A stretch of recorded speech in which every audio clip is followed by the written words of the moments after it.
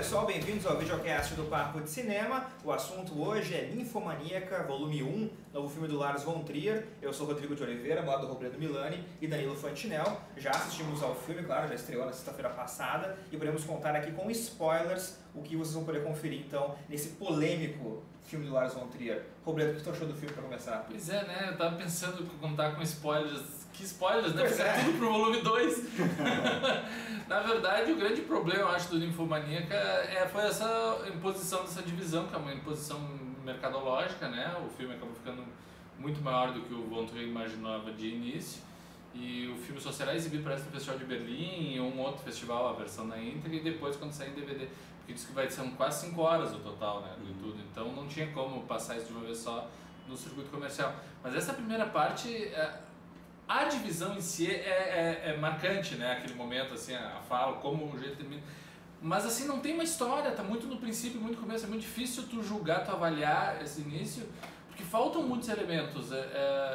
Não sabe o que a história vai ser ainda, na verdade. Exatamente, tu não sabe o que a história vai ser, exatamente. Porque uma coisa que eu acho muito curiosa é que às vezes as pessoas dizem, não gostei de tal filme, tu acabou de ver ele? Não acabei, eu fui no meio, não gostei e parei. Não dá pra dizer isso porque tu não acabou de ver a obra, então tu tem que... O Dogville, por exemplo, Lars von Trier, eu detestei até as últimas cenas. O final do Dogville é genial.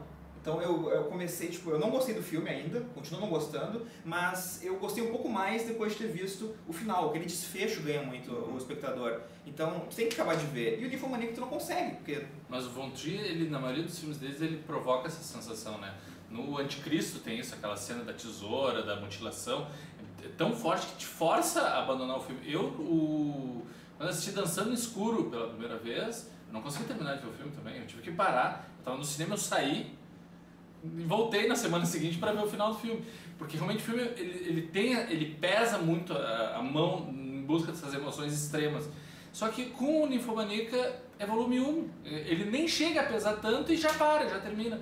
Então assim, é quase como antigamente tinha nas novelas, eu acho que hoje em dia não tem mais, que quando terminava o capítulo vinha cenas do próximo capítulo, né? O filme termina assim, tem várias cenas, e esse trechinho com cenas do que tá por vir no volume 2 é muito mais excitante e interessante do que o filme inteiro que a gente acabou de assistir. É verdade, é verdade.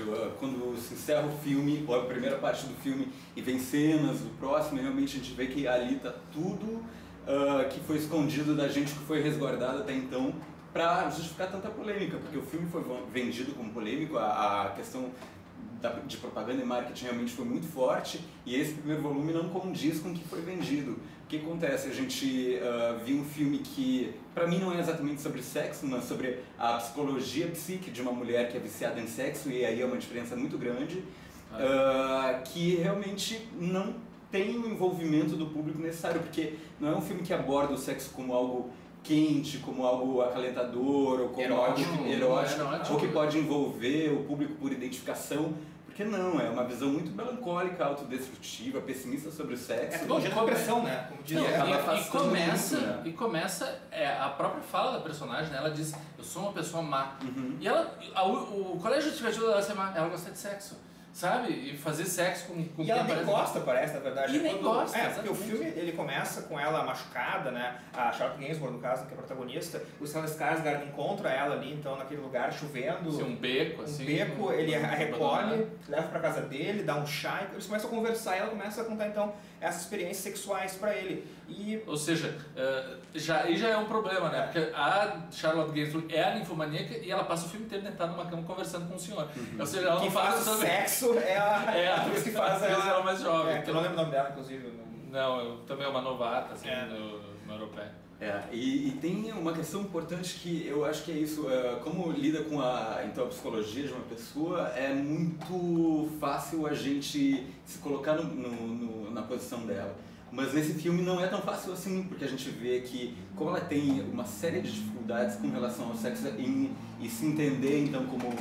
Ela se entende perfeitamente, de uma forma muito clara como ninfomaníaca, mas ela não é diagnosticada como. E tem o contraponto do Seligman, exatamente, que vai tentando trazer para a realidade, pontuar tudo que ela vai comentando com relação à vida pregressa dela, tentando normalizar situações que para ela são de extrema dificuldade, na Claro, verdade. tem Ela não... momentos muito pontuais que refletem isso que tu tá falando. Eu acho aquele momento, porque lá pelas tantas elas formam um grupo de meninas que se declaram do sexo tem que transar o máximo. E uma delas acaba desvirtuando e um dos preceitos é nunca transar mais de uma vez com o mesmo cara. E a guria quer transar, porque ela tá se apaixonando pelo cara e tudo. E elas não conseguem dialogar a respeito disso. A mulher começa a berrar, enlouquecida, e expulsa ela do grupo. Porque ela não tem fundamento, aquela posicionamento. Era uma coisa muito instintiva e destrutiva daí nesse ponto, de só fazer por fazer, sem tirar prazer, sem tirar conclusão, sem tirar análise daquilo que ela tá fazendo. E é interessante dizer também que o filme ele é dividido, essa primeira parte, em 5 capítulos, e cada capítulo ele tem então um trecho dessa história que a Jo, que é a protagonista, está contando. E o primeiro capítulo eu achei, sabe, muito bobo, na verdade, porque ela contando a história dela, como ela começou, aquela trajetória do sexo, e o Seligman, que é o Stellan Skarsgård, fazendo comentários sobre pescaria, sabe? Não. Que é uma coisa muito... Sabe? Não, é que Pois é isso, é tentando trazer as perversões e os desvios sexuais dela para uma normalidade, já que ela não via como normal, ela se pune e quer ser reprimida constantemente com tudo que ela vai revelando para o público, pro cara, né, pro interlocutor. Tem a crítica do filme no site, no Papo, é do Marcelo, né, que viu o filme lá no Rio muito tempo antes, e ele pontua muito isso. A cena da perda da virgindade dela, aquela sequência, é uma das cenas mais broxantes dos últimos tempos, né? O Lars von Trier conseguiu transformar sexo em coisa chata. Mas eu acho que é esse o problema, cara. Não é o problema, na verdade, acho que é esse o intuito. O que acontece? Ela realmente tem esse super tesão desde a infância, de 2 anos, se não me engano, quando ela descobre, enfim, a vagina aos 2 anos, e a partir de então já lida com esse lado de uma forma praticamente vertiginosa. Então ela é completamente viciada e vai levando isso adiante. No momento que ela decide perder a virgindade com esse cara que é o Jerônimo, o mecânico, Shia LaBeouf. Exatamente. É algo totalmente sem sedução Mecânico. nenhuma, mecânica fria, é algo cru, né? Totalmente desvinculado de qualquer afetividade. E pra mim aí se cria um vácuo e um déficit sexual que vai se espelhar na vida inteira dela. Então ela tem relações sexuais 10, 17 vezes, 1000 vezes por dia e nada satisfaz. Eu acho que o ponto central é essa cena, é esse a perda da virgindade. Eu acho que provavelmente vai vir, talvez até antes disso também, da relação dela com a mãe. Que é uma coisa que não é explorada nesse filme, né? A mãe tem uma cena rápida e se explora mais do pai, e o pai é super afetuoso, é um pai presente, mas a gente não vê qual é o problema ali com a mãe, que é o que ficou pro segundo. Mas o grande lance do Von Trier é que ele é um excelente marqueteiro, né? O cara quer promover, e o problema é que nem sempre se entrega. Um exemplo muito significativo disso é uma das peças de campanha do filme, que foi aquela série de cartazes promovendo o filme com instrumentos de sadomasoquismo. E não aparece um único no filme. Não tem uma cena de sexo com instrumentos sexuais, por exemplo. Mas pelo que dá pra entender na cena do próximo capítulo vai ter. Todos vão estar no segundo, ou seja, ele só quer promover. Eu gosto dos orgasmos, os atores também, né? Que tem alguns atores que mal aparecem e já estão ali. Tem atores que não aparecem, por exemplo, Jamie Bell, o Billy Elliot não tá. O William Dafoe não apareceu ainda. Só vão aparecer na segunda parte. O Von Trier gosta mais de brincar com a audiência, eu acho, do que realmente se preocupado em construir uma história séria. Mas ainda que eu acredite que o filme não disse ainda a que veio, eu acho que o filme ele tem um bom crescendo, sabe? O primeiro capítulo eu acho bem fraco, o segundo também não é muito bom, mas a partir do terceiro, quando ela começa a contar um pouco mais sua história, o quarto capítulo que tem o pai, o lance do pai, o delírio do pai, o capítulo todo em preto e branco também eu achei interessante, e o quinto pra mim é o melhor, que tem aquele paralelo com a música. A tela é dividida em 3 partes, ela fala da música do baixo, da música, do agudo e do acompanhamento, eu achei interessante. Tem algumas coisas assim que eu acho tão perturbadoras no mau sentido, eu digo assim, por exemplo, porque veja, por exemplo, a Uma Thurman. Que é o terceiro capítulo. A Uma Thurman é uma atriz que foi alçada a uma condição de símbolo sexual com o Kill Bill, sabe? Ela tomou mulher poderosa, Pulp Fiction também, né? Pulp Fiction também. E ela faz o papel mais insuportável do filme, mas da mulher. Eu acho patético. Mais uma neurótica, né? Mais uma completamente abalada pela situação. Bom, spoilers a gente tem. A família dela foi destruída em função da Jo, a personagem principal. E é importante lembrar que a Jo, em algum momento do filme, ela diz que descobriu o seu lado mulher, digamos assim, o seu poder como mulher, para magoar os outros. E na verdade o Lars von Trier, ele sempre pega a figura feminina, é sempre a principal, dificilmente é um homem como personagem principal, E como castradora, ou como símbolo do pecado original, ou como alguém que está aí para desvirtuar e desbancar toda a equipe, todo o equilíbrio, toda paz, digamos assim, dos personagens que estão em volta. Então nesse filme acontece muito isso. Em vários segmentos a gente vê, cenas melhor dizendo, a gente vê o quanto ela realmente tem essa predisposição a magoar ou a se dar bem em cima dos outros em função do sexo. E daí eu me lembro de Anticristo, quando tem aquela cena, acho que uma das iniciais, se me lembro bem, em que ela está transando com o marido dela e a criança acaba caindo da janela. Sim. E ela não faz nada para evitar aquilo, ela deixa aquilo acontecer. Então a figura feminina sempre muito poderosa, mas invariavelmente pendendo para um lado negativo, para uma questão problemática da vida. Eu quero defender, na verdade, aquele segmento da Uma Turma, porque o Lars von Trier ele faz um segmento que realmente é perturbador, porque tu se sente muito incomodado com tudo aquilo que está acontecendo. A Uma Turma ela chega no apartamento da Joe e leva as crianças junto e começa a gritar, e começa a falar, e começa, sabe, a deixar todo mundo desconfortável, não só as pessoas em cena, mas todo mundo do público também. Então tu fica muito desconfortável durante toda aquela cena,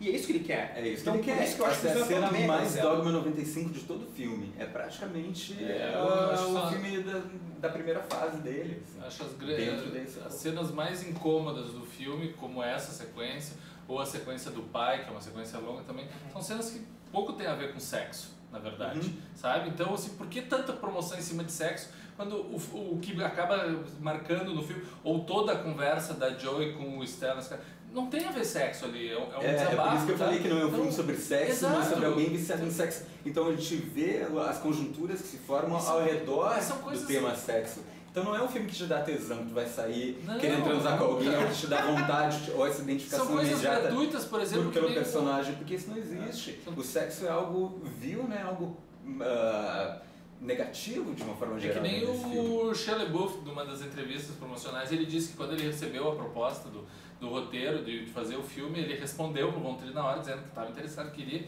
e o Von Trier respondeu quase que instantaneamente, dizendo assim, ok, para o teu teste, só precisa mandar uma foto do teu pênis.